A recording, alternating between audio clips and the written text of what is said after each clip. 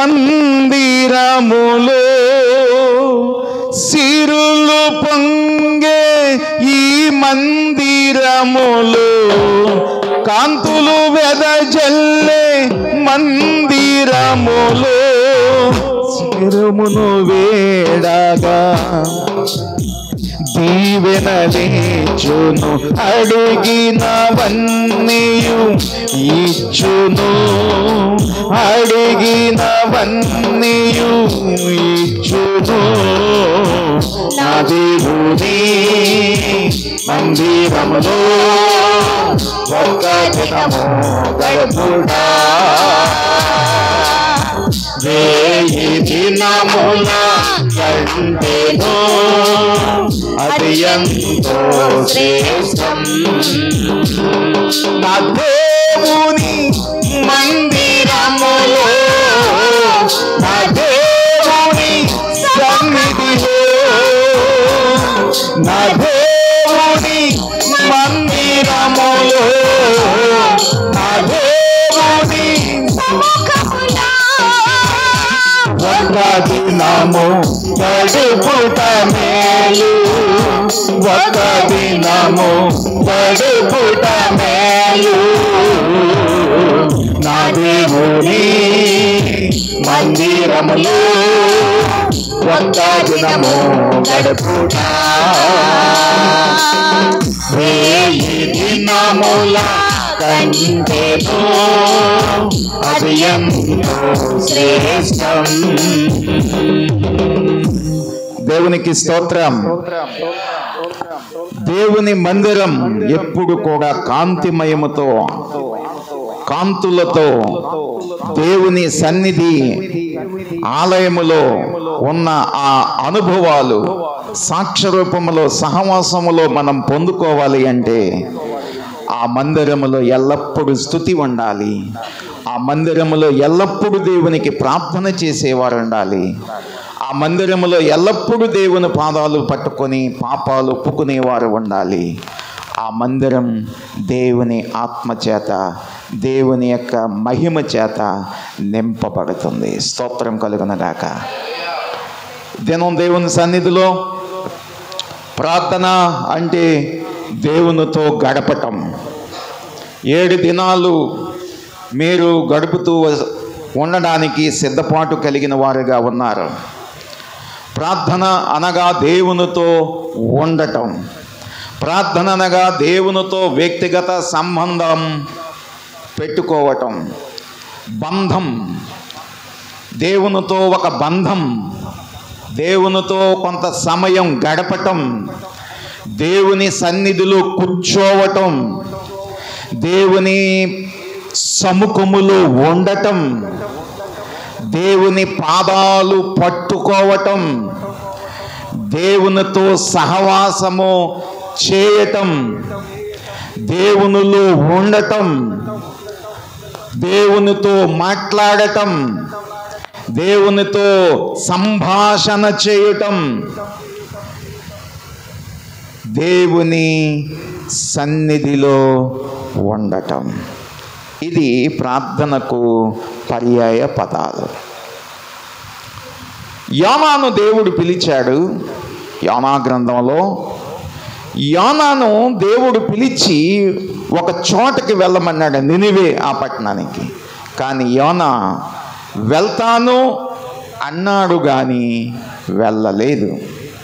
తన ఆలోచన అంతా కూడా వేరొక ప్రాంతానికి వెళ్ళాలని మనస్సులో నిశ్చయించుకున్నాడు.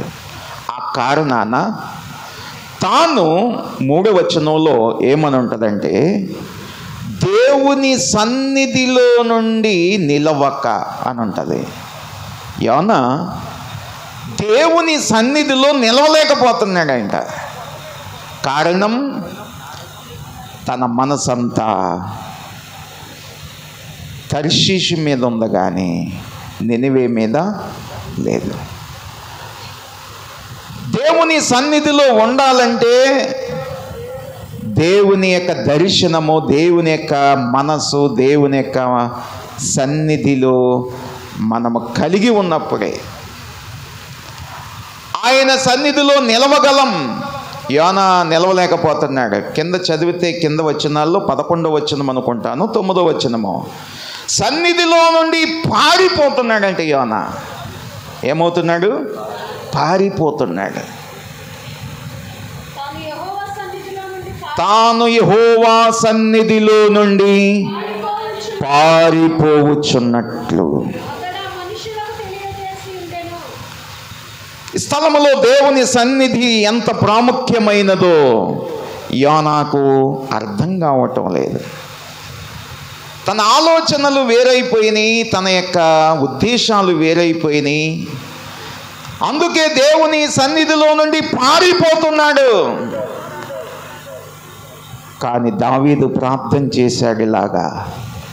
ఏమని రాజు అయిన దావీదు ప్రార్థన చేశాడంటే 51వ కీర్తనలో, నీ సన్నిధిలో నుండి నన్ను త్రోసివేయవద్దు.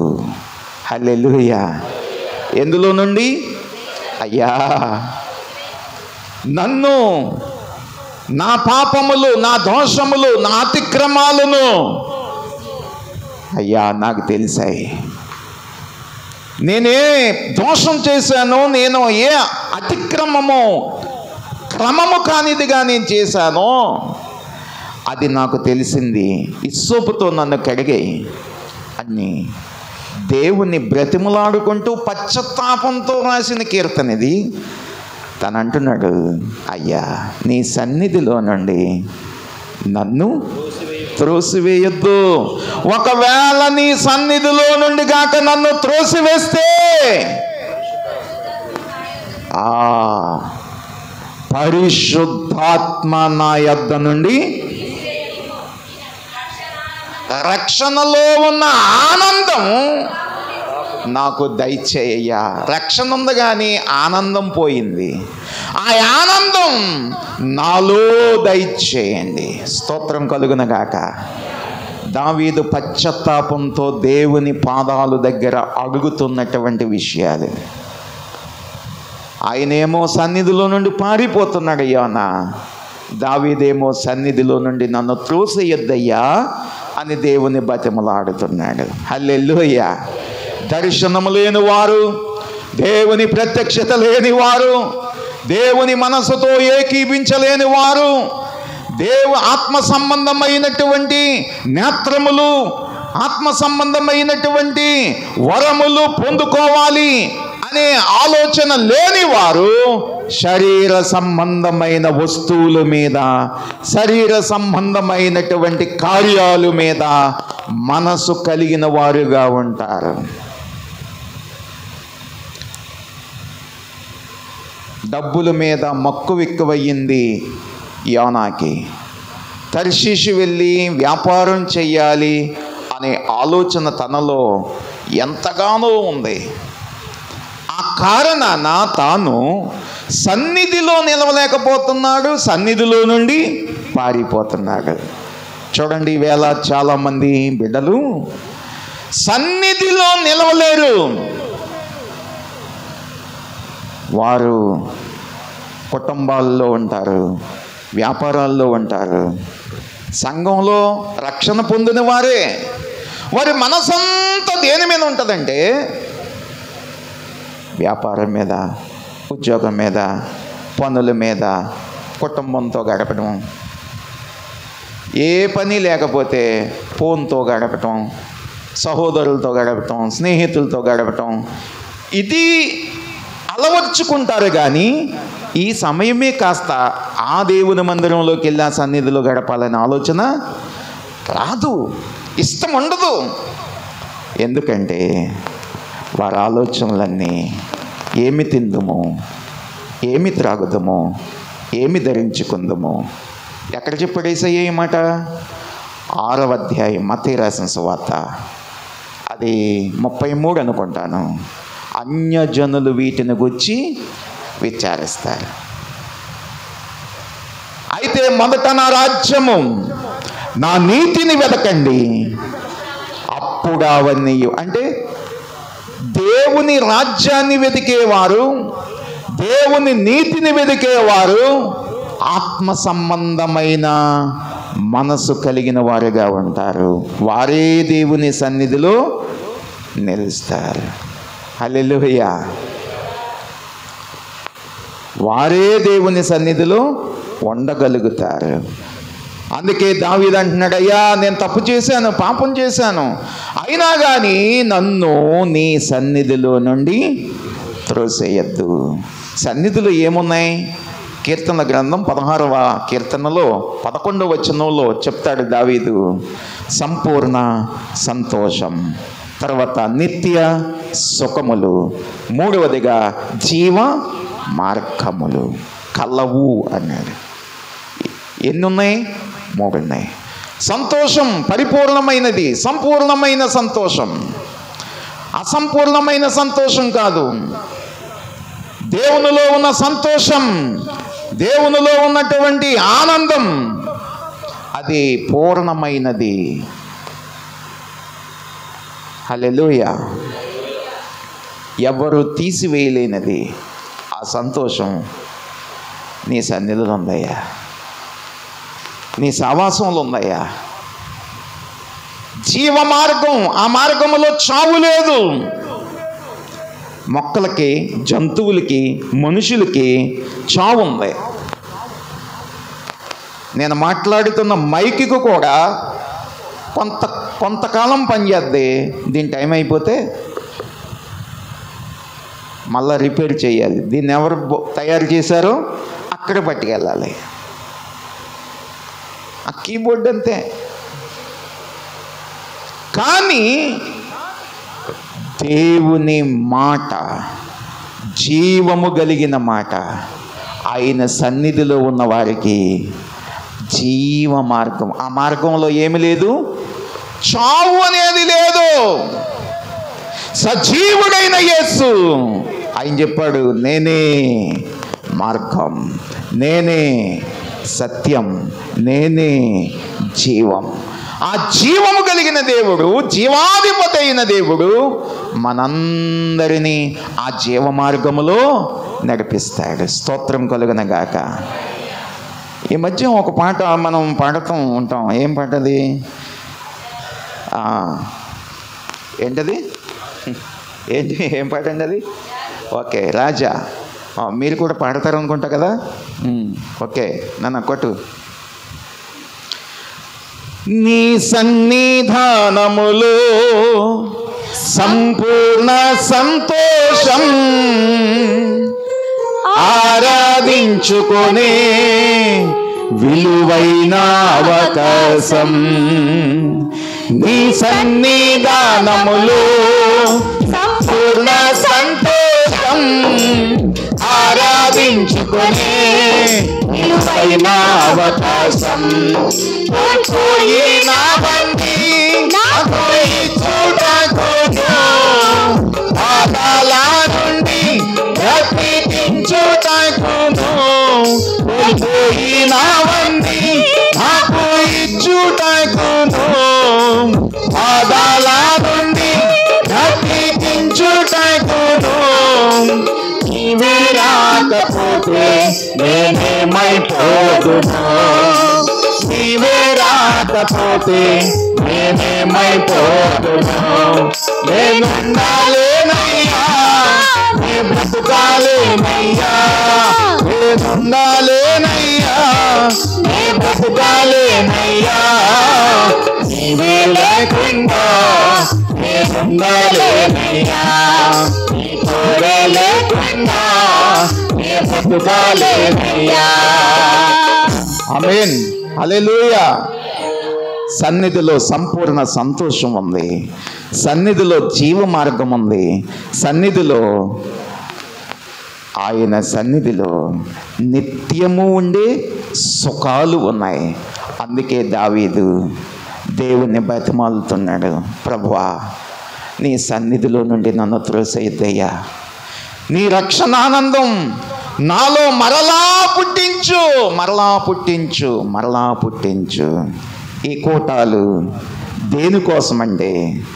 ఆయన సన్నిధిలో ఉన్న ఆనందం, నిత్య సుఖాలు, సంపూర్ణ సంతోషం, జీవ మార్గము మనము సంఘముగా ఉన్న వారమందరము పొందుకోవాలని దేవుడు నిన్ను ప్రేమించి ఈ యొక్క కోటాలు ఏర్పాటు చేశాడు. దేవునికి స్తోత్రం. తరువాత, అయ్యా రక్షణలో ఉన్న ఆనందం నాకు దయచేయి. ఆనందం కోల్పోతాం. రక్షణ శాశ్వతమైనదే, అది ఉచితమైనదే. దేవుడు రక్షణ ఉచితంగానే ఇచ్చాడు. కానీ ఆనందం అనేది అది దేవుడిచ్చే గిఫ్ట్, అది దేవుడిచ్చే ఈవి, అది దేవుడిచ్చే శ్రేష్టమైన బహుమానం. ఆ ఆనందాన్ని ఎప్పుడూ మనము కోల్పోకూడదు. హల్లెలూయా. ఆనందాన్ని ఎప్పుడు కోల్పోకూడదు. ఆనందం కోల్పోయాడు. అందుకే అపోస్తులైన పౌలు ఏమన్నాడంటే ఫిలిప్పీ సంఘానికి 4:4 ఆనందించుడి, మరలా చెప్పుచున్నాను, ప్రభువునందు ఎల్లప్పుడూ ఆనందించుడి. ప్రభువునందు ఆనందించాలి. సహోదరులుగా, ఓ ఫిలిప్పీ సంఘస్థులారా, హెచ్ఎంఎల్ మినిస్ట్రీలో సంఘములో ఉన్నటువంటి సహోదరులారా, మీరందరూ ప్రభువులో ఆనందించండి, ప్రభువులో ఆనందించండి. మరలా చెప్పుచున్నానని 2వ పర్యాయము చెప్పాడు పౌలంటే ఆనందం. సహోదరులుగా ఆనందం. సహోదరులు కలిసినప్పుడు, సహవాసములో ఉన్నప్పుడు, ఆయన సన్నిధిలో ఉన్నప్పుడు ఉన్న ఆనందం, ఆ సంతోషం ఈ భూమి మీద ఎక్కడ దొరకదు. దేవునికి స్తోత్రం. అందుకే దావీదు, నీ సన్నిధిలో నుండి నన్ను త్రోసేయద్దయ్యా. సన్నిధి వెలుగు తెలియని వారు సన్నిధిలోనికి రాలేరు. సన్నిధిలో ఉన్న సహవాసము, సన్నిధిలో ఉన్న సంతోషం అనుభవించేవారు సన్నిధి విలువ తెలుస్తుంది. సన్నిధి విలువ తెలుస్తుంది. ఇక్కడ మనము ఆలోచన చేయవలసిన కొన్ని పనులు ఉన్నాయి. ఏంటి ఆ పనులు అంటే, దేవుని లేఖనం మనం చూస్తూ ఉన్నప్పుడు దేవుని సన్నిధిలో గడిపేవారు మరిది ఆ అబ్రహాము దేవుని సన్నిధిలో గడుపుతూ ఉన్నాడు గనక తాను గుడారము దగ్గర, అలా గవిని దగ్గర ఉన్నాడు. గవిని దగ్గర ఉన్నాడంట. యేసయ్య అలా ఎండవేళ వెళ్తూ ఉండంటే వారిని పిలిచితే యేసయ్య వెంటనే ఆ ఆహ్వానాన్ని అందుకొని వెళ్ళాడు. దేవునికి స్తోత్రం. వెళ్ళాడా లేదా? వెళ్ళాడు. 18వ అధ్యాయంలో ఉంటుంది. యేసయ్య వెళ్ళాడు. 1వ వచనంలో అబ్రహాము గుడారము ద్వారం దగ్గర కూర్చున్నాడంట. ఎక్కడ కూర్చున్నాడు? గుడారం దగ్గర కూర్చున్నాడు. యేసయ్య అలా వెళ్తా ఉంటే ఆహ్వానించాడు. దేవునికి స్తోత్రం. మరి లోతు ఆ సుధమర గుమర పట్నం గవిని యొద్ద కూర్చున్నాడంట. అంటే పట్నం గవిని దగ్గర కూర్చున్నాడు లోతు. అంటే పట్నం అంతా చూసుకుంటూ ఉన్నాడు. దేవుని చూడలేదు, దర్శనం లేదు, దేవుని కార్యాలు తెలియలేదు. అందుకనే ఆ కుటుంబం, అక్కడ ఉన్నటువంటి ఆ పరిస్థితులు చాలా శాపము ఎదుర్కొనవలసి వచ్చింది. దేవునితో గడిపేవారు, దేవుని సన్నిధిలో ఉండేవారు, దేవునితో సహవాసం చేసేవారు, దేవునితో సంబంధం కలిగి ఉన్నవారు, దేవునితో వ్యక్తిగత బంధం కలిగి ఉన్నవారు, దేవునితో ఎక్కువ ఉండేవారు, దేవునితో మాట్లాడేవారు, ఆ పొందుకునే ఆనందం, సంతోషం అది భూమి మీద ఎవరు ఇవ్వలేనిది. గవునులు చుట్టూ తిరుగుతూ ఊళ్ళో ఉన్నటువంటి అందాలు, ప్రకృతి సంబంధమైన ఆ విలాసాలన్నీ కూడా చూసుకుంటూ ఊరంతా తిరుగుతున్నాడు. కానీ లోతు ఏమాత్రము కూడా దేవుని దర్శనాన్ని, దేవుని యొక్క భయము ఆయనలో లేదు. ఆ కారణాన చాలా వేదనకరమైన పరిస్థితులు ఆ సొదొమ గొమొర అనుభవించవలసినదిగా పరిస్థితులు వచ్చింది. ఇక్కడ నేను జ్ఞాపకం చేయాల్సినటువంటి విషయాలు, దేవుని యందు భయభక్తులు కలిగినటువంటి వారి జీవితాల్లో ఉండేటువంటివి ఏంటంటే, మనము మన శరీరంలో గుండె పనిచేస్తే భాగాలు, ఆ గుండెలో ఉన్నటువంటి ఆ మంచి ఆరోగ్యకరమైన గుండె మనకు ఉందంటే, మన శరీరంలో ఉన్న భాగాలన్నిటికీ రక్తం బాగా వెళ్తుంది. మన శరీరంలో ఉన్న గుండె పని చేస్తే అన్ని భాగాలకు రక్త ప్రసరణ బాగా జరుగుతుంది. దేవుని భయం అంటే ఏంటో చెప్పమంటారా? రక్త ప్రసరణ లాంటిది దేవుని భయం. ఎవరి భయం? దేవుని భయం. హల్లెలూయా. తర్వాత విశ్వాసం అనేది శ్వాస లాంటిది. విశ్వాసం అనేది శ్వాస లాంటిది. ఈ శ్వాస ఉన్నవారు, విశ్వాసులము అని చెప్పుకుంటున్న వారి జీవితాల్లో శ్వాస ఉన్నవాళ్ళి. విశ్వాసము అంటే వీ తీసేస్తే శ్వాస. ఈ శ్వాస ఎప్పుడు పీల్చుకుంటూ ఉండాలి, వదులుతూ ఉండాలి, పీల్చుకుంటూ ఉండాలి, వదులుతూ ఉండాలి. అదే అప్పుడే మనిషి బ్రతుకుతాడు. అప్పుడే మనిషి బ్రతుకుతాడు. రెండవదిగా ఎదుగుతాడు. మూడవదిగా అతడు దూకుతాడు, గంతులు వేస్తాడు, నాట్యం వేస్తాడు, ఆరోగ్యంగా ఉంటాడు. అంతేకాదు, ఎగురుతాడు. ఎంత ఎత్తైనా, ఎంత పైకైనా ఎగురుతాడు. శ్వాస ఉన్న మనిషిలో ఏముంటాయంటే కార్యాలు ఉంటాయి. ఏముంటాయి చెప్పండి? కార్యాలు ఉంటాయి. శ్వాస లేని మనిషిలో వాడు బ్రతికి లేడు గనక అతడు అలా చచ్చిన స్థితిలో ఉంటాడు. మనం దేవుని యందు భయభక్తులు కలిగి ఉన్నామా అంటే మన రక్త ప్రసరణ ఎలా ఉంది? మన విశ్వాసం ఎలా ఉంది?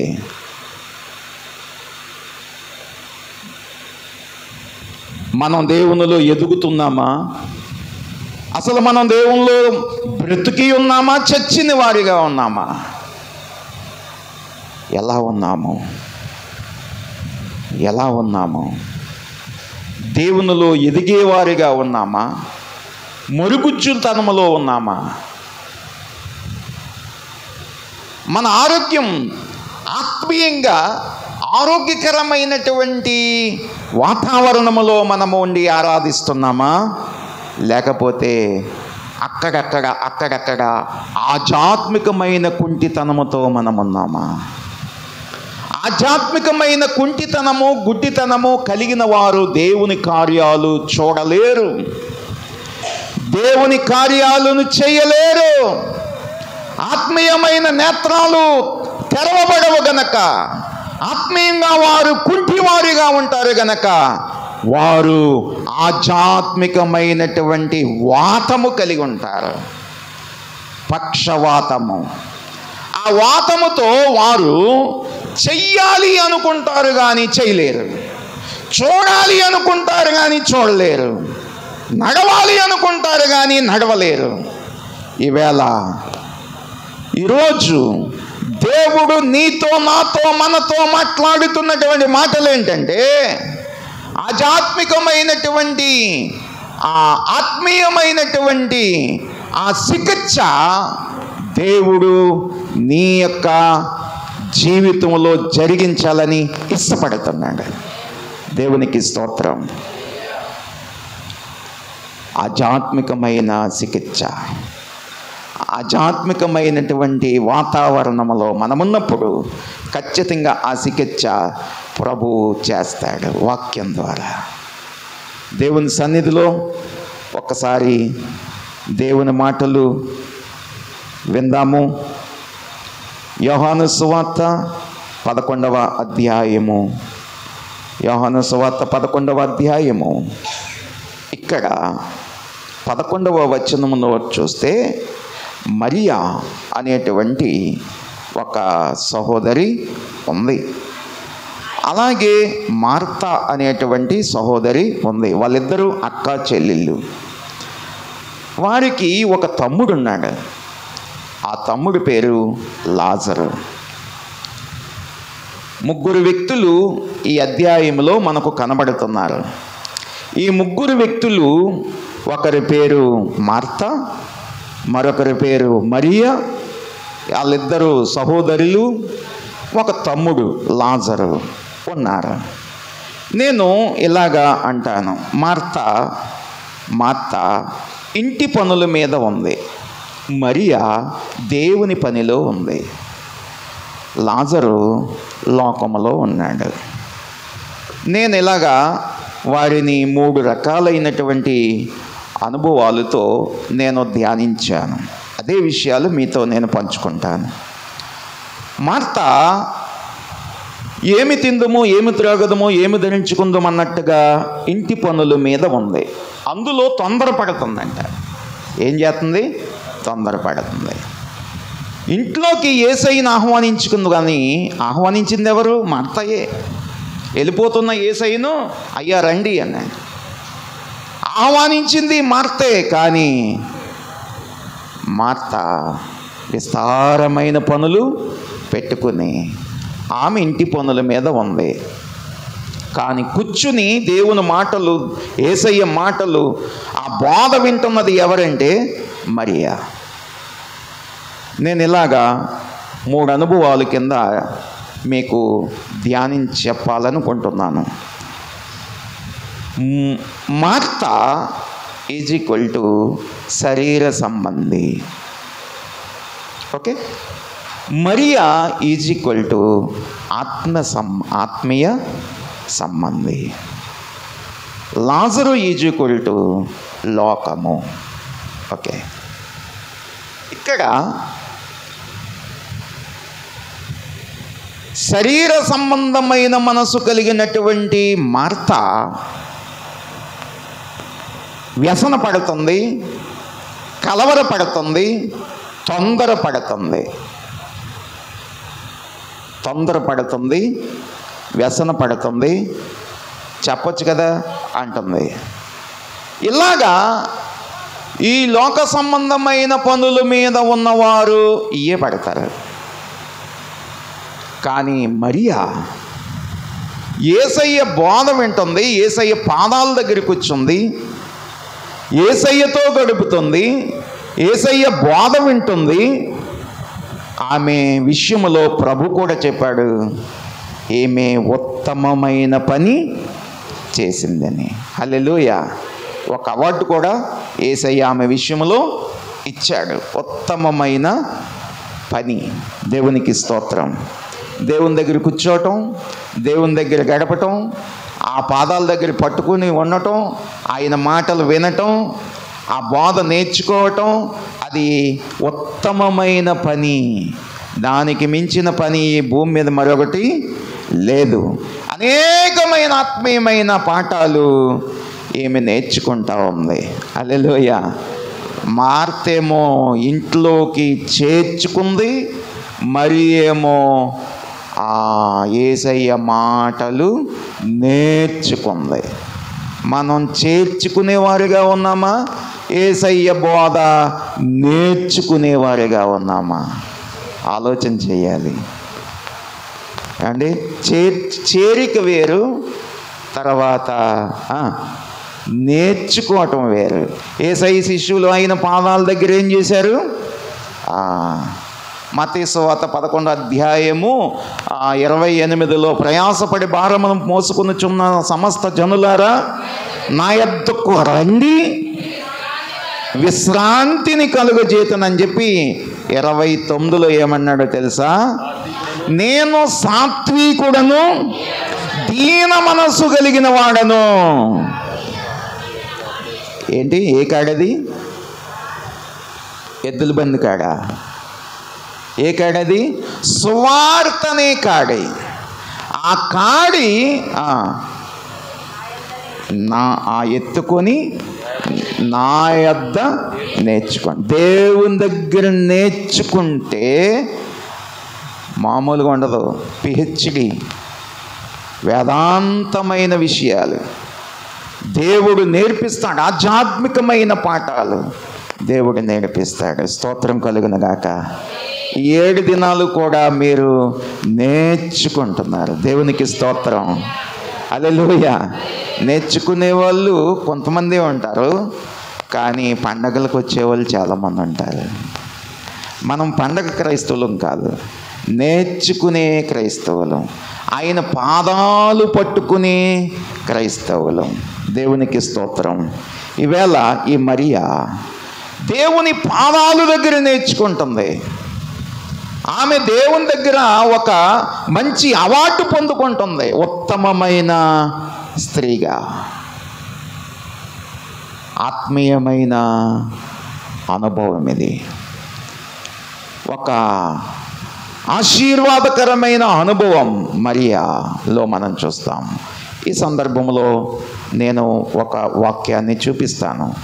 అపోస్తుడైన పౌలు రోమా రాసిన పత్రిక 8వ అధ్యాయము 5వ వచనం. శరీరానుసారులు శరీర విషయముల మీద మనసు పెరుగు, ఆత్మానుసారులు ఆత్మ విషయముల మీద మనసు ఉంతురు. శరీరానుసారమైన మనసు మరణము, ఆత్మానుసారమైన మనసు జీవమును సమాధానమునై ఉన్నది. ఎలయనగా 7వ వచనం. శరీరానుసారమైన మనసు దేవునికి విరోధమైనది, అది దేవుని ధర్మశాస్త్రమునకు లోబడదు, ఏమాత్రమును లోబడనేరదు. ఇక్కడ ఈ మాటను బట్టి శరీరానుసారులు ఎవరు? సంఘంలో 3 రకాలైన వ్యక్తులు ఉంటారు. ఒకటేమో శరీరానుసారులు, ఇంకొకళ్ళేమో ఆత్మానుసారులు. శరీరానుసారులు వాళ్ళు సంఘంలోనే ఉంటారు. వాళ్ళు ఒక కోట్ వేసుకుని ఉంటారనమాట, దుప్పట వేసుకుని ఉంటారు, విశ్వాసులనే దుప్పటే, కానీ వారు శరీరానుసారులు. ఆత్మానుసారులు వాళ్ళు ఉంటారు, వీళ్ళు దేవుని కార్యాల మీద మనసు కలిగి ఉంటారు. శరీరానుసారులేమో శరీర కార్యాల మీద మనసు కలిగి ఉంటారు. ఈవేళ దేవుడు నీతో నాతో మాట్లాడుతున్నది, వేటికి మనం ప్రయారిటీ ఇస్తున్నాం, వేటికి మనము ప్రాధాన్యత ఇస్తున్నాం, వేటికి మనము ముందు ప్రాధాన్యత ఇస్తున్నాం. ప్రభు ఈరోజు నన్ను బలపరచాలనుకుంటున్నాడు ఈ మాటల ద్వారా. శరీరానుసారమైన వారు శరీర సంబంధులుగా ఉండి, శరీరానికి ఏం కావాలి? శరీరానికి ఇదిగో ఆరోగ్యం కావాలి, మళ్ళీ శరీరానికి బట్టలు కావాలి, తర్వాత వస్తువులు కావాలి, గృహం కావాలి, ఏమి తిందుమా, ఏమి త్రాగుదుమా, ఏమి ధరించుకుందుమన్న దాని మీద మనసు పెడతారు కొంతమంది. కాన పేన సోన అంతే.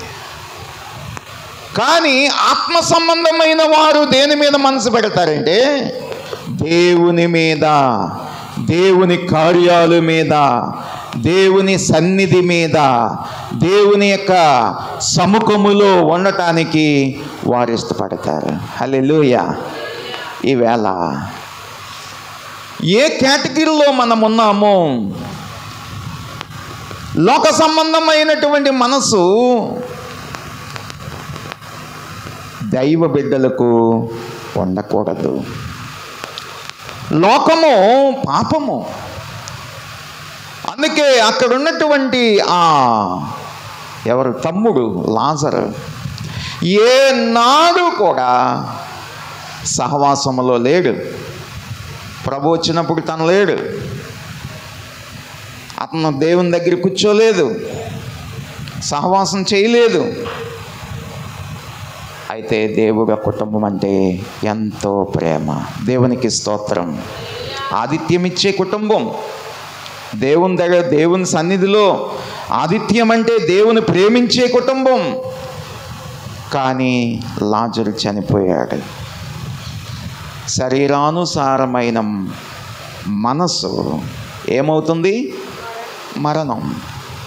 కానీ ఆత్మానుసారులు వారు ఎల్లప్పుడూ జీవిస్తారు. హల్లెలూయా. శరీరానికి మరణం ఉంటుంది కానీ ఆత్మకు మరణం ఉండదు. అందుకే యేసయ్య మరియతో చెప్పాడు, ఈమె ఉత్తమమైన పని చేస్తుంది. హల్లెలూయా. ఈవేళ దేవుని సన్నిధిలో ఉన్న మనం కార్యాలు జరగాలి అంటే మన శ్వాస ఆడాలి.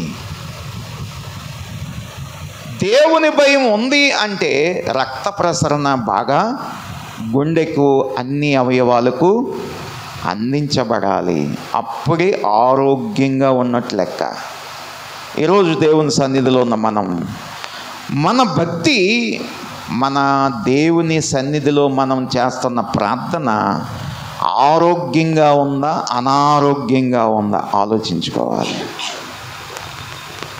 ఆత్మ దేవుడు నిన్ను బలపరుస్తున్నప్పుడు చూద్దాంలే, చేద్దాంలే, తర్వాత రెండో రోజున చూద్దాంలే, మళ్ళా నెలలో అప్పుడు తీసుకుందాంలే నిర్ణయం, ఇంకొక పండగ ఆ పండగలో చూద్దాంలే, 2025 కాదు 26 వస్తుంది కదా అప్పుడు అంటూ దాన్ని మనము వాయిదాలు వేసుకుంటూ మన జీవితంలో మార్పు లేకుండా, తొందర లేకుండా, అయ్యో అని లేకుండా ఉంటే అదే శరీర సంబంధమైన పశ్చాత్తాపం లేకుండా, మారు మనసు అనుభవం లేకుండా, దేవుడు ఎన్నిసార్లు దేవుడు మనల్ని గద్దించి మాట్లాడుతున్నా కానీ మనసును తిట్టపరుచుకొని, మనసును రాయి చేసుకుని, మెత్తని మనసు కాకుండా, దేవునికి చోటు ఇవ్వకుండా, దేవుని వాక్యానికి లోబడకుండా ఉండేవారే శరీరానుసారులు.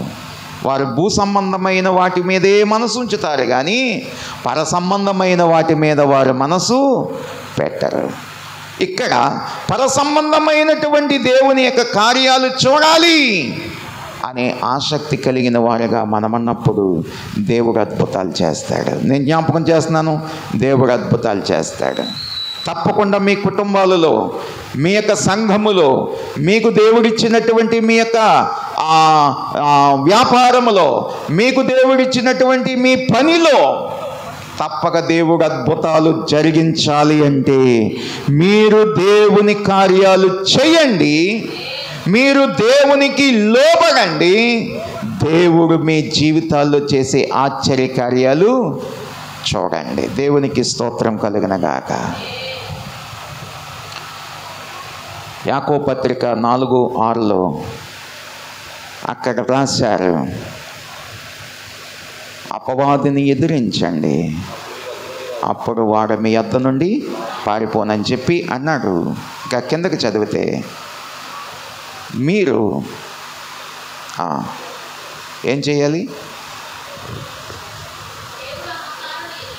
అహంకారులను ఎదిరించి దీనులకు కృప అనుగ్రహించును. హల్లెలూయా. ఏంటంటే అహంకారము. ఏమండి, అప్పుడప్పుడు మనము కూరల్లో వేస్తాం ఏంటది? కారం అండి. కారం వేస్తాం కదా, గరం మసాలా, మటన్ మసాలా, చికెన్ మసాలా, ఇవన్నీ వేస్తాం టేస్ట్ కోసం. ఆ కారం కంటే కూడా భయంకరమైనదంటిది ఏంటిది? అహంకారము, గర్వం. దేవుని దగ్గరికి వచ్చిన వారు, దేవుని దగ్గర ఉన్నవారు, దేవునితో సమయం గడిపేవారు, దేవునితో ఉండేవారు ఎలా ఉండాలి? ఆయన దీనుడుగా ఈ లోకానికి వచ్చాడు, దీనుడుగా ఈ లోకానికి వచ్చాడు. ఆయన దీన శరీరాన్ని మనందరి కోసం అర్పించాడు, ప్రాణాన్ని అర్పించాడు. యేసయ్యలో ఉన్నది ఏంటంటే దీనత్వం. యేసయ్యలో ఉన్నది ఏంటంటే తగ్గింపు. కనుక దీనత్వం కలిగిన వారిగా ఎవరైతే ఉంటారో, విరిగి నలిగిన మనస్సుతో, వారికి దేవుడు ఏమిస్తాడంట? కృప అనుగ్రహించును. దేవునికి స్తోత్రం కలుగునగాక. దేవుడు ఆయన కృప నీ మీద, నీ కుటుంబం మీద, నీ పిల్లల మీద, నీ యొక్క ఉద్యోగం మీద, నువ్వు చేసే పనుల మీద ఉండాలి అంటే తగ్గింపు. లోబడుట, దీనత్వం దేవుని సన్నిధిలో మనం కలిగి ఉండాలి. పేతురు గారు కూడా చెప్పారు. పేతురు గారు మొదటి పేతురు పత్రిక, మొదటి పేతురు పత్రిక 5వ అధ్యాయం 6వ వచనం అనుకుంటాను. 6వ వచనంలో పేతురయ్య గారు కూడా చెప్పారు. ఏంటది? హెచ్చించున్నట్లు దీన మనస్కులయ్యుండు. ఎవరి చేతిలో ఉండాలంట? దేవుని చేతిలో దీన మనస్కులయ్యుండు. హల్లెలూయా. ఏ మనసు ఉండాలి? దీన మనస్కులయ్యుండు. దీనత్వం, తగ్గింపు, సహనం, ఓర్పు భక్తులకి ఖచ్చితంగా ఉండాలి. విశ్వాసులైన వారికి ఖచ్చితంగా ఉండాలి. ఈవేళ సంఘాల్లో ఇవే ఉండలేదు. అవి ఉన్నవారు ఖచ్చితంగా దేవుడు వారిని దీవిస్తాడు, దేవుని కార్యాలతో నింపుతాడు. హల్లెలూయా. నమ్మిన వారందరూ 2 చేతులు పైకెత్తి స్తోత్రం చెప్పండి. హల్లెలూయా. నీ కార్యములు ఆశ్చర్యములు దేవా, నీ కార్యములు ఆశ్చర్యములు దేవా, నీవు సెలవీయగా శూన్యం సృష్టిగా మారనే, నీవు సెలవీయగా మారా మధురం మాయనే, నీవు సెలవీయగా దురాత్మల్ పారిపోయని.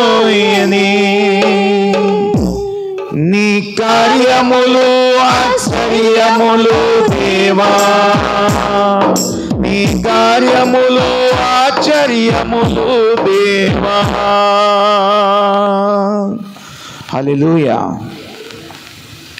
దేవుని కార్యాలు నువ్వు చూడాలి అంటే, దేవుని పని ఏంటో నువ్వు చూడాలంటే, దేవుని ప్రత్యక్షత నీవు అనుభవించాలి అంటే ఆత్మనేత్రాలు కలిగి, పర సంబంధమైన మనసు కలిగి, దేవుని వెతికే వారముగా మనమున్నప్పుడు, ఆయన సన్నిధిలో మనం గడుపుతున్నప్పుడు, ఆయన సన్నిధిలో ఉన్న సంతోషం, ఆనందం, నిత్య సుఖాలు మనం ఎల్లప్పుడూ పొందుకుంటాము. దేవునికి స్తోత్రం కలుగునగాక.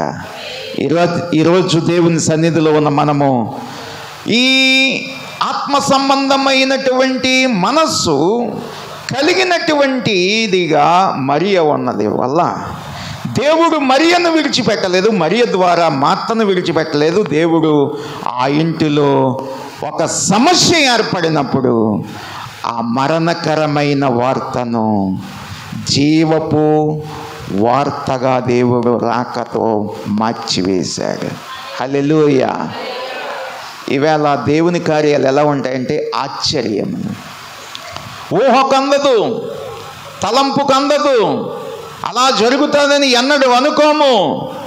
ఒకానొక దినమందు ఈయనకు ఒక కబురు వచ్చింది యేసయ్యకు. ఆ కబురు ఏంటంటే శుభవార్త కాదు, చావు వార్త. అయ్యా, నువ్వు బాగా ప్రేమించే కుటుంబం, సహోదరులు, ఆ లాజరు వాళ్ళ తమ్ముడు చనిపోయాడు. అవునా? ఓకే. 4 దినాలు తర్వాత యేసయ్య మరలా ఆ ప్రాంతం వెళ్దాం రండి అన్నాడు.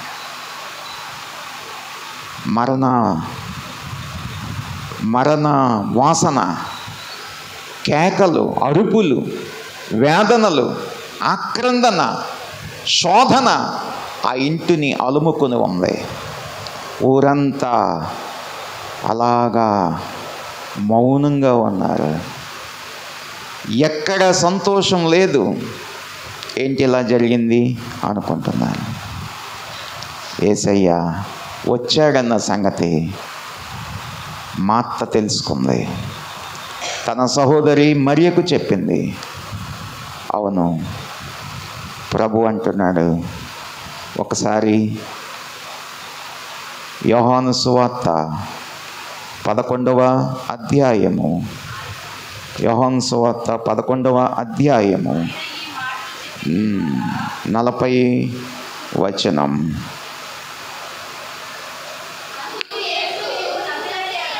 39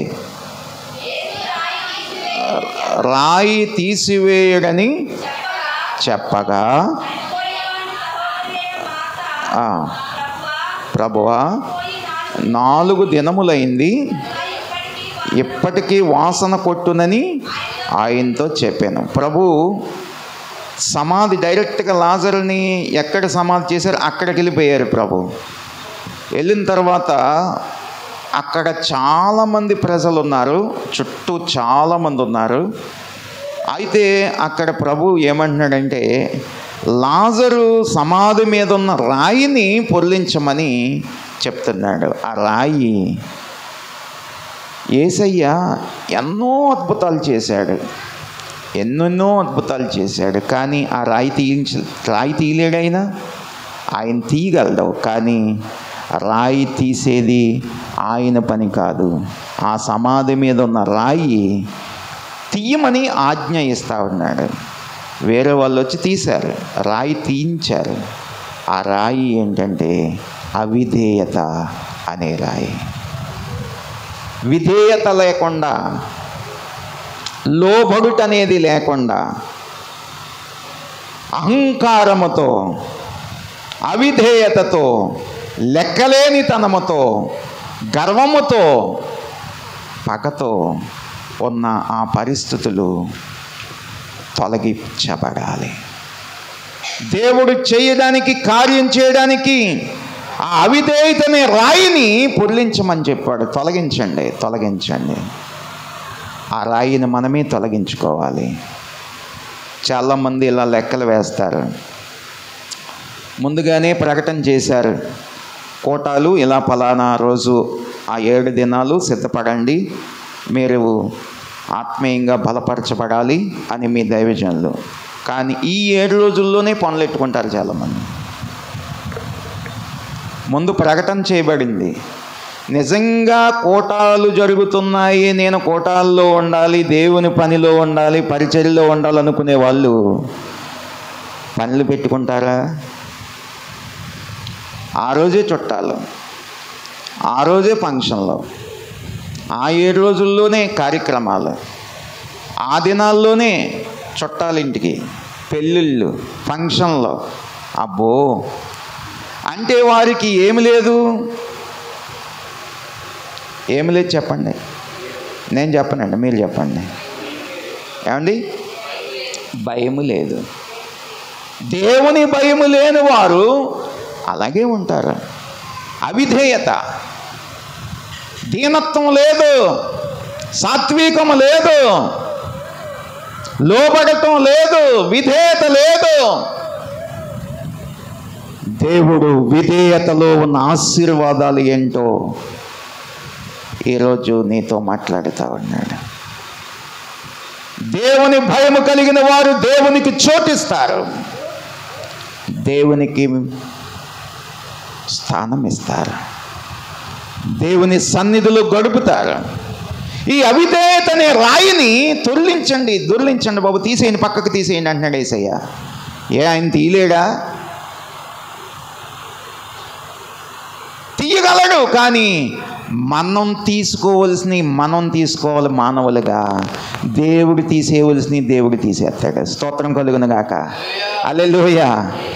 ఇలా వాక్యం చెప్తుంటే ఒక చోట ఒక ఆయన వచ్చి, నేను తాగుబోతుని, తాగుడు మీద విరక్తి కలిగించాలని దేవునికి నా కోసం ప్రార్థన చేయండి అన్నాడు. అలాంటివి చేయడండి యేసయ్య. తాగుడు మీద విరక్తి కలగాలి అంటే ముందు తాను ఏం చేయాలి?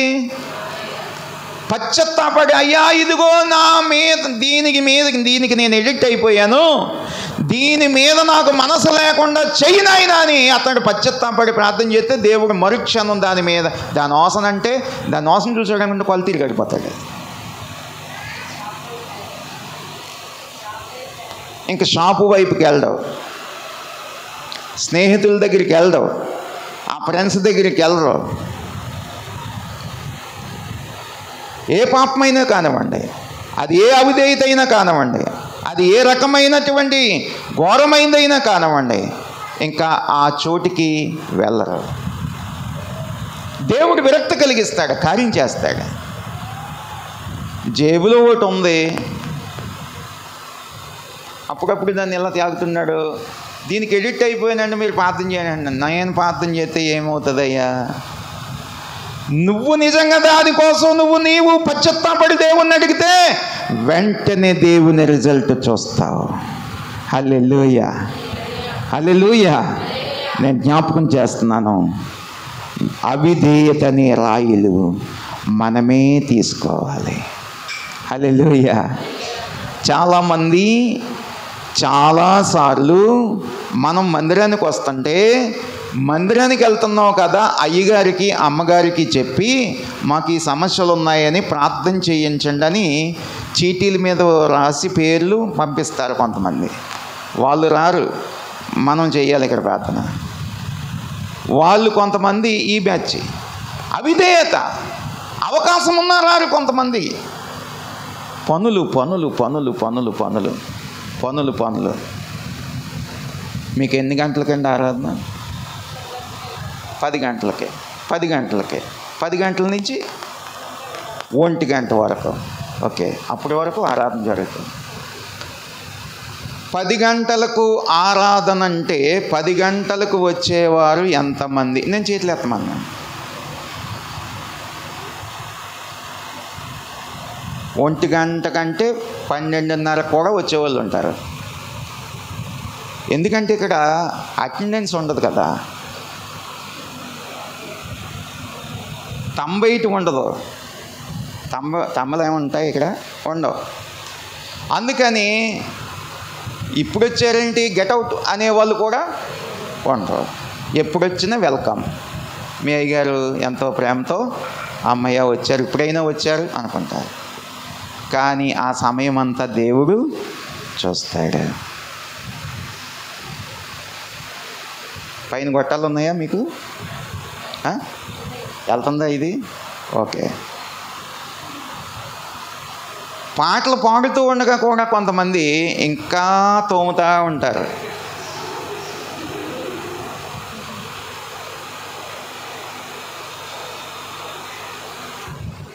కొంతమంది అంట్లు తోమేవాళ్ళు, కొంతమంది చేపలను తోమేవాళ్ళు, మరి కొంతమంది మంచం మీద ఇలాగా అయ్యి బాబాయ్ అప్పుడే 10 అయిపోయిందా అనేవాళ్ళు. విధేయత మనల్ని ఏం తీసుకొస్తుందంటే ఆశీర్వాదాలు, మేలు తీసుకొస్తుంది. అవిధేయత. ఆ రాయిని తీసేయండి, దేవునికి స్తోత్రం. వాళ్ళు ఏమంటున్నారు? అది బాబు తీసేస్తే అసలు వాసనకే ఆగలేమండి బాబు అంటున్నారు. లేదు పర్వాలేదు తీసేయండి, నేను ఉన్నానుగా, పునరుద్ధానము నేనే, జీవమును నేనే. ఏంటనుకుంటున్నావు? నేను యెరూషలేము వెళ్ళినప్పుడల్లా నేను ఈ ఊరు వచ్చి మీ ఇంటి దగ్గర ఉంటున్నానని చెప్పి మీలంటుంది అనుకుంటున్నావా? నువ్వు టీ ఇస్తే తాగడానికి, నువ్వు టిఫిన్ పెడితే తినడానికి.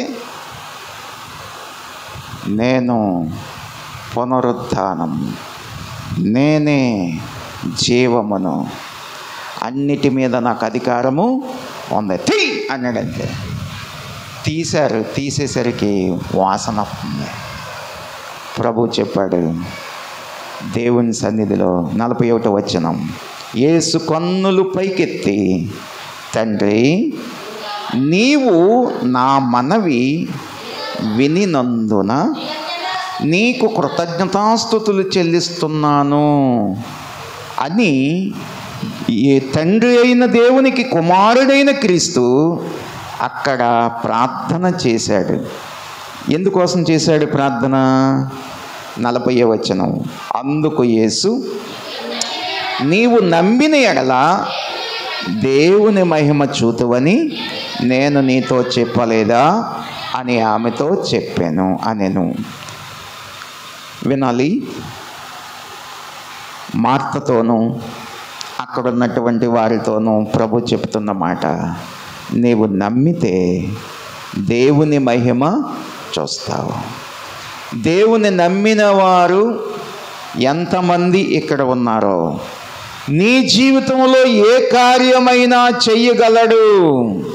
అని ఎంతమంది నమ్ముతున్నారు? ఈ ఆరాధనలో మీరు బాధల్లోనే ఉండొచ్చు, మీ కుటుంబంలో చాలా సమస్యలు ఉండొచ్చు, ఆర్థికంగా, సామాజిక పరంగా, మానసికంగా చాలా వేదనకరమైన పరిస్థితుల్లో నుంచే మీరు వచ్చి వాక్యం వినొచ్చు. కానీ దేవుడు వాటన్నిటి నుండి నాకు విడుదలిచ్చి సహాయం చేస్తాడు అని దృఢమైన నమ్మకం కలిగిన వారు ఎంతమంది? మీరు చేతుల పైకి ఎత్తండి. నాకు కనబడతలేదండి. ఇది ఉంటే కనబడుతుంది నాకు. ఓకే, నాకు కనిపించినా కనిపించకపోయినా చేతులు ఎత్తిన మీ కన్నులన్నీ దేవుడు మీ చేతుల్ని చూస్తున్నాడు. హల్లెలూయా.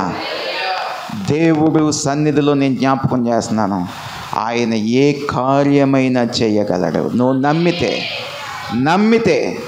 నమ్మితే అవిధేయత అనేది లేకుండా విధేయతతో పూర్తిగా ఆయన మీద ఆధారపడితే, పూర్తిగా ఆయన మీద ఆనుకుంటే, ఆయన ఇచ్చే కార్యాలు, చేసే కార్యాలు ఆశ్చర్యమైన కార్యాలు. దేవునికి స్తోత్రం కలుగును గాక. ఈ జ్ఞాపకం చేస్తూ ఉన్నాను.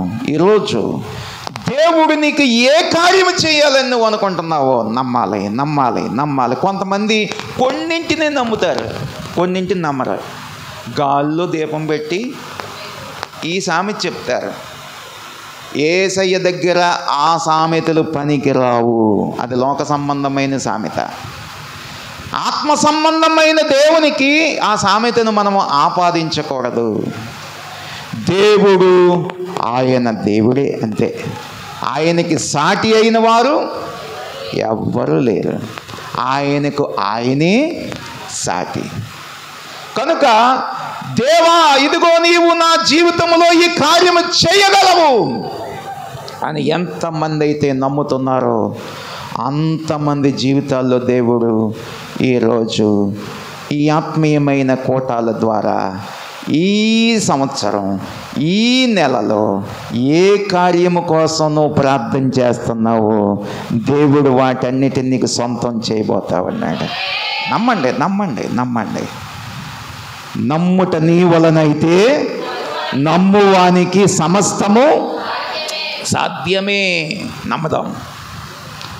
ఆయన నమ్మటం మనం అంత అవ్వాలి. అది హల్లెలూయా. కొంతమంది యేసయ్య ఆయన శరీరధారిగా ఆయన ఈ లోకానికి వచ్చాడన్నది నేను నమ్ముతున్నానంటారు. ఓకే, ఆయన నా పాపాల కోసం సిలువలో మరణించాడు నేను నమ్ముతున్నాను అంటారు. ఆయన మరలా ఈ భూమి మీద మృత్యుంజయుడయ్యాడు, సమాధిని గెలిచాడు నేను నమ్ముతున్నాను అంటారు. ఓకే, రక్షణ కార్యం ఒకటే కాదు ఆయన చేసేది, ఆయన ఏదైనా చేయగలడు. హల్లెలూయా, ఆమేన్. ఈవేళ లాజరు దగ్గరికి వెళ్ళి సమాధి దగ్గరికి పిలిస్తే, లాజరు రా అని పిలిస్తే లాజరు బయటికి వచ్చేసాడు సజీవుడిగా. నేను జ్ఞాపకం చేస్తున్నాను, తండ్రి అయిన దేవునికి కుమారుడైన క్రీస్తు అక్కడ ప్రార్థన చేశాడు. నా మనవి వినినందున నీకు కృతజ్ఞతాస్తుతులు.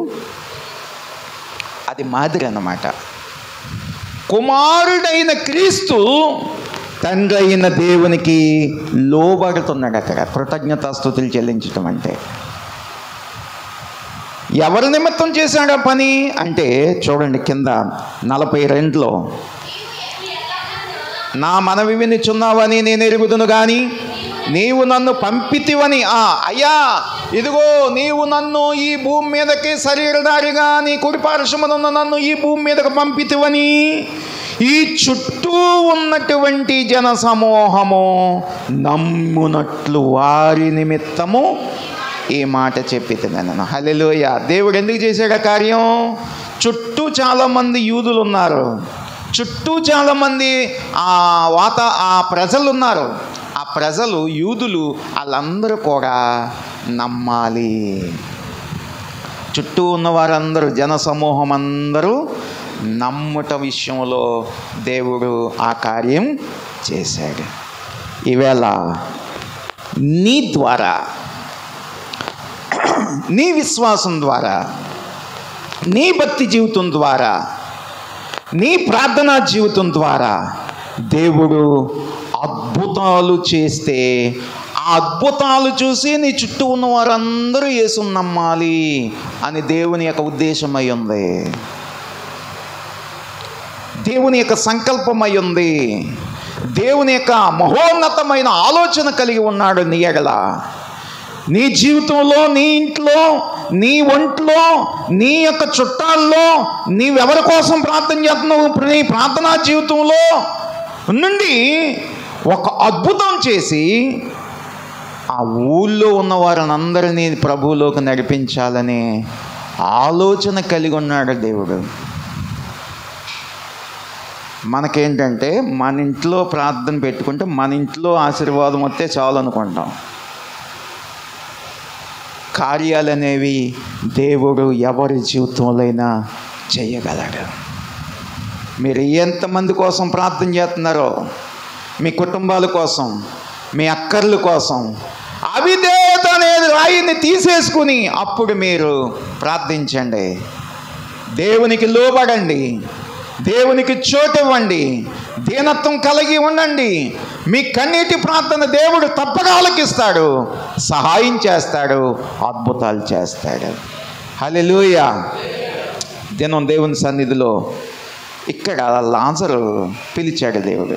లాజరు బయటకు వచ్చాడు కానీ కట్లు ఉన్నాయి. ఏమున్నాయి లాజర్కి? కట్లు. ఎవరు కట్టారు ఈ కట్లు? సమాధి చేసిన వారు, మోసుకెళ్ళిన వాళ్ళు కట్టారు. ఈ కట్లు తనకి స్వేచ్ఛగా ఉండలేదు. శరీరం సజీవుడిగా వచ్చాడు, బయటకు వచ్చాడు, ప్రాణం పోసుకున్నాడు, కానీ కట్లు చేత కట్టబడ్డాడు. చేతులకు కట్లు, కాళ్ళకు కట్లు, తర్వాత ముఖానికి కట్లు. ఎవరైనా చనిపోయారు అనుకోండి, వాళ్ళు ఖచ్చితంగా అలాగే చేస్తాంగా. ఇప్పుడు బ్రతికాడు లాజరు, కానీ కాళ్ళకు కట్లు, చేతులకు కట్లు, ముఖానికి కట్లు. ఏంటి ముఖంలో ఎన్ని భాగాలు ఉన్నాయి? ముఖంలో ఎన్ని భాగాలు ఉన్నాయి చెప్పండి. ఏమండి, ముఖంలో ఎన్ని భాగాలు ఉన్నాయి? కళ్ళు, ఏమండి, ముక్కు, చెవులు, నోరు, ఇవన్నీ ఉన్నాయి. ఇప్పుడు ఈ అన్నింటినీ మూసేశారు వాళ్ళు. ఏమండి, మూసేశారు. లాజరు బ్రతికాడు కానీ ప్రభువుని చూడలేకపోతున్నాడు. ఎవరిని చూడలేకపోతున్నాడు? ప్రభువుని చూడలేకపోతున్నాడు. అప్పుడు శిష్యులను పిలిచాడు. శిష్యులారా, ఆ కట్లు ఇప్పండి. హల్లెలూయా. రాయిని తీసే పని శిష్యులదే, తర్వాత కట్లు ఇప్పే పని కూడా శిష్యులదే.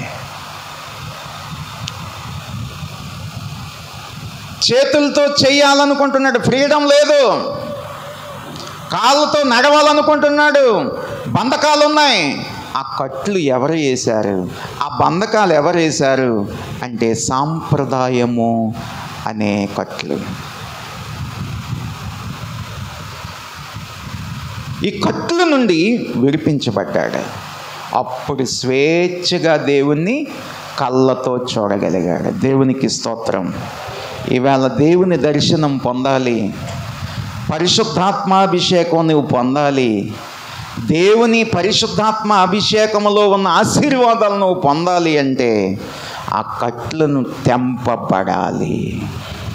పౌలు, శీల వీళ్ళిద్దరూ పుత్తోను దెయ్యం పట్టుకున్న అమ్మాయి దగ్గరికి వెళ్ళి ఆ అమ్మాయిని అక్కడ ప్రార్థన చేస్తే ఆ యవనస్తురాలు, ఆ దెయ్యం ఆమెలో నుండి పోయింది. ఆ ఊళ్ళో ఉన్నటువంటి పెద్దలందరూ ఆమెను అడ్డం పెట్టుకుని మంచి వ్యాపారం చేసేవారు, బాగా గిట్టుబాటు వచ్చేది. అలాంటి పరిస్థితుల్లో మా లాభ సాధనమంతా వీళ్ళిద్దరు వచ్చి పాడు చేశారని పెద్దలైన వారు ఏం చేశారంటే తీసుకెళ్ళి అక్కడ వీరిని ఈడ్చుకుంటూ తీసుకెళ్ళి అక్కడ అధికారులకు అప్పగించారు. ఆ అధిపతులు, అక్కడున్న సద్దూకయ్యలు, అక్కడున్న శాస్త్రులు ఏం చేశారంటే వీళ్ళని కొరడాలతో కొట్టించి ప్రభుత్వాధికారులకు చూపిస్తే వాళ్ళు తీసుకెళ్ళి ఎక్కడ పెట్టారు? చెరసాలలో పెట్టారు. ఇప్పుడు పౌలు శీలలు చేసిన పాపం ఏంటి చెప్పండి? వీళ్ళు చేస్తున్న పాపం ఏమైనా ఉందా? మంచి చేశారా, కీడు చేశారా? వీళ్ళు ఏమంటే ఏం చేశారు? మంచి చేశారు. ఓ దెయ్యం పట్టుకున్న అమ్మాయిని ఆ దెయ్యం నుండి విడుదల చేశారు. మరి మధ్యలో ఏం జరిగింది? వీళ్ళకేం జరిగింది? కాళ్ళు చేతులు కట్టి చెరసాల్లో వేశారు. అందుకని వాళ్ళు అక్కడ ఆగిపోయారా? ఆగిపోలేదు. బ్రతికున్న క్రైస్తవులు ఆగిపోరు. దేవునికి స్తోత్రం. రాజీ పడిపోయినోళ్ళు ఆగిపోతారు. ఇంకా అక్కడితో వాళ్ళ విశ్వాసం చల్లారిపోతుంది. వీళ్ళు ఏది ఏమైనా దేవుడు మహిమ కొరకే అని దేవుని కోసం వారు ధైర్యంగా గుండె ధైర్యం చేసి చెరసాల్లోకి వెళ్ళి ప్రార్థన చేశారు, ఆరాధన చేశారు.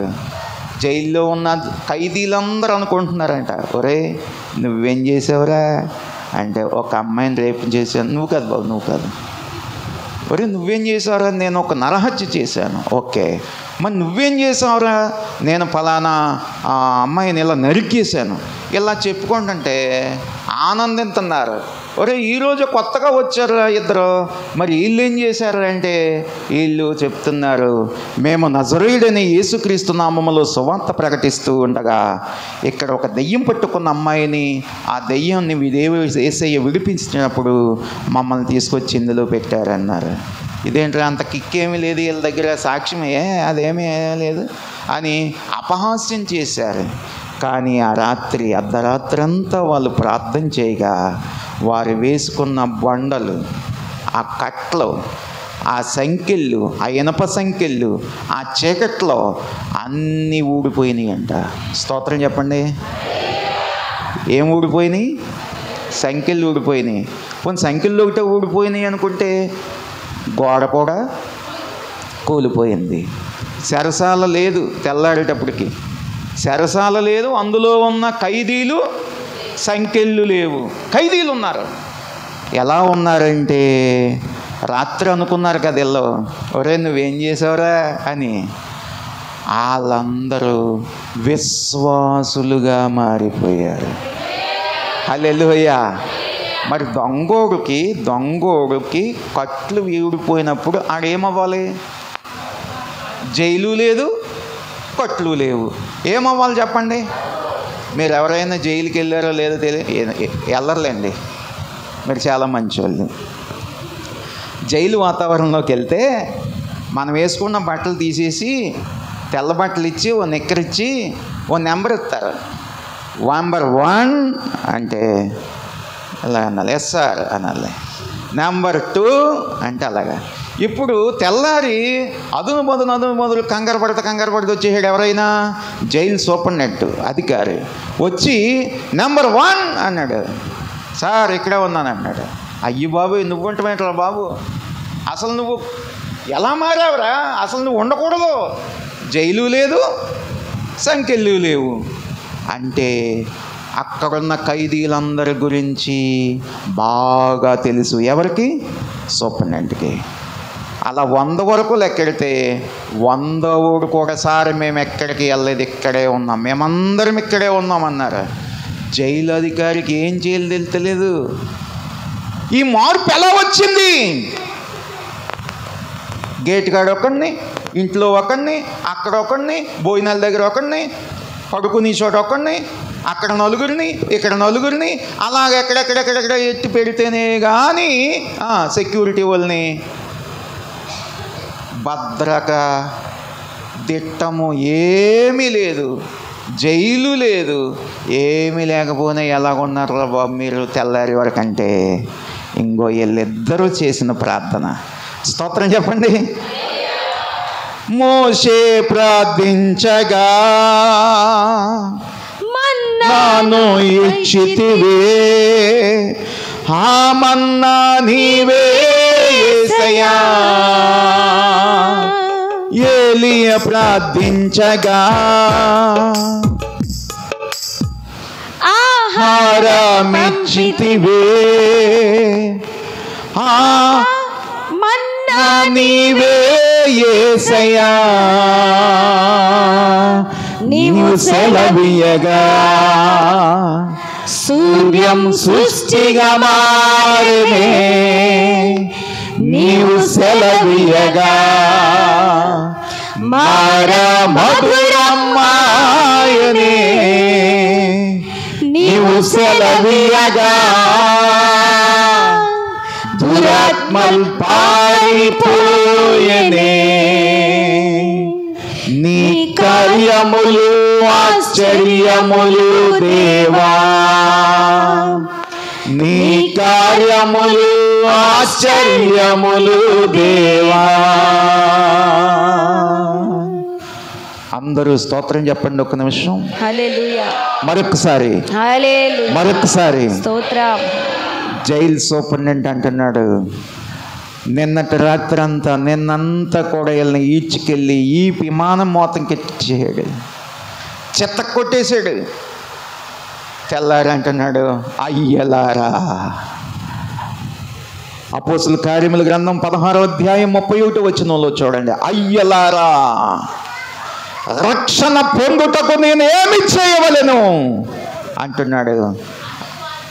అందుకు వారు ప్రభువైన యేసుక్రీస్తునందు విశ్వాసముంచు, అప్పుడు నీవును నీ ఇంటి వారును రక్షణ పొందుదురు. స్తోత్రం కలుగునగాక. ఎంత చక్కటి సువార్త చెప్పారో చూడండి భక్తులైన వారు, అభిషక్తులైన వారు. అక్కడున్న పౌలు గారు, శీల కూడా, అయ్యా నీవు ప్రభు అయిన యేసు యందు విశ్వాసముంచు, ఆ విశ్వాసమే మమ్మల్ని బలపరిచింది, ఆ విశ్వాసమే రాత్రంతా మేము ప్రార్థన చేశాం, ఆ విశ్వాసమే విశ్వాస కార్యాలు నువ్వు ఈరోజు నువ్వు చూస్తున్నావు. నమ్ముట నీ వలనైతే నమ్మువానికి సమస్తము నమ్ము, నమ్మితే దేవుని మహిమ నీవు చూస్తావు. కార్యం జరగట్లేదంటే నువ్వు దేవుని నమ్మట్లేదు అంతే. ఆ దేవుని ప్లేస్లో ఇంకొకరిని ఎవరినో పెట్టుకుని వాళ్ళని నమ్ముతున్నావు, నువ్వు దేవుని నమ్మటం లేదు. నువ్వు దేవుని మీద పరిపూర్ణమైన విశ్వాసముతో దేవుని మీద ఆధారపడి నువ్వు ఆయన నమ్మితే కార్యము వెంటనే నువ్వు చూస్తావు. హల్లెలూయా. అయ్యలారా అనగా అయ్యా అంటున్నాడంటే నాన్న, నాయనా, అయ్యా మీరు మాకు తండ్రి లాంటి వారు, నేను కూడా రక్షణ పొందాలంటే ఏం చేయాలి? నిన్నటి వరకు వీళ్ళు బంధకాలతో ఉన్నారు వచ్చిన సేవకులు, ఇప్పుడు ఆయన బంధకాల్లో పడ్డాడు. ఏ బంధకం అది? పాపం అనే బంధకం. ఆ బంధకాల్లోంచి నేను బయటికి రావాలంటే నేనేం చేయాలి చెప్పండి అంటున్నాడు. ఈవేళ బంధింపబడిన వారు విడిపించబడ్డారు. విడిపించబడ్డాను అనుకున్నటువంటి జైలు అధికారి అసలైన బంధకాల్లో ఆయన పడ్డాడు. ఇప్పుడు నా బంధకాల నుంచి విడిపించేవాడు, నా పాప పాశాల నుండి విడిపించేవాడు, నా బంధకాల నుండి పూర్తిగా స్వేచ్ఛనిచ్చేవాడు, స్వతంత్రనిచ్చేవాడు, నెమ్మదినిచ్చేవాడు నా యేసయ్యా అని దేవుని సన్నిధిలో సేవకుల్ని ఇంటికి తీసుకెళ్ళాడంట. ఏమండి, జైల్లో ఉన్న వాళ్ళని ఇంటికి తీసుకెళ్ళాడంటే ఎంత గౌరవిస్తున్నాడో చూడండి. దైవజనులుగా అయ్యా నేను మిమ్మల్ని ఇంటికి తీసుకెళ్ళాలి. ఏ చేతులతో కొట్టాడో, ఏ చేతులతో పీకాడో, ఏ చేతులతో గుదీలేశాడో, సంకెళ్ళేశాడో అదే చేతులతో ఇంటికి ఆహ్వానిస్తున్నాడు. ఇంటికి. హల్లెలూయా. సువార్త ఎక్కడికి వెళ్ళిపోయింది? జైల్లోంచి ఇంటికి. అక్కడ అంటున్నాడు, ఆఖరి వచనంలో ఉంటుంది, చదవండి ఆఖరి వచనం. వెలపలకి వచ్చి ఎవరింటికి వెళ్ళారు? ఓకే. ఇప్పుడు వెళ్ళిన తర్వాత అంటున్నాడు, అక్కడ వచనం చూడండి మాట.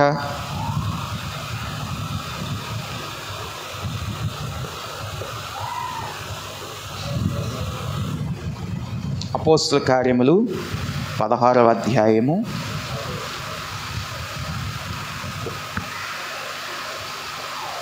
34వ వచనం. అతడు వారిని ఇంటికి తోడుకొని వచ్చి భోజనం పెట్టి, చూడండి, దేవుని యందు విశ్వాసముంచిన వాడై తన ఇంటి వారందరితో కూడా ఆనందించెను. స్తోత్రం చెప్పండి. ఇంటికి తోడుకొచ్చాడు, వారిద్దరూ ఇంటికి వెళ్ళారు, భోజనం పెట్టాడు, ఆహారం పెట్టాడు.